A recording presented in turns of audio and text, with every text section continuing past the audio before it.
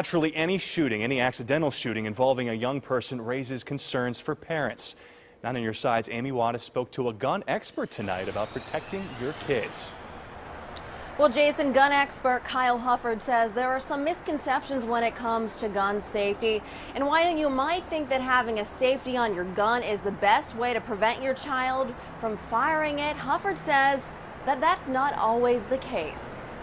For example, this 1911 has a safety on it. As you can see, it's very easy to manipulate. When the safety's on, the trigger doesn't pull. When the safety's off, it does. That's why gun expert Kyle Hufford says parents can't solely rely on a safety to protect their kids from having an accident.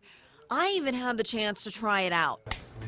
So Hufford recommends getting a lockbox if you don't already have one. If somebody breaks into your house and you're keeping that gun for personal protection, you're not going to have time to load it if you need to use it. You need to have quick access to it, but keep it locked up. That way kids can't get a hold of them. Stress to them these 4 rules. Always treat a gun as if it's loaded. I mean, you always check to make sure it's unloaded before you're going to do any kind of work on it, cleaning it, that kind of thing. Keep your finger off the trigger until you're ready to fire. Never point at anything you don't wish to destroy, and be sure of your target and what's behind it.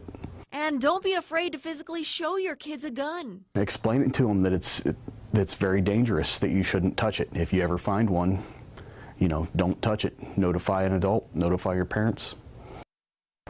And of course, if you aren't already storing your gun in a lockbox and are storing it on top of a shelf to keep your kids away from your gun, Hufford says that is a big no-no. He says that using a lockbox is your best bet. Kids can easily pull up a chair and gain access to a gun on top of a shelf. Amy Wattis, 9 on Your Side, reporting live from Mount Adams. Good reminder for everybody, Amy. Thank you.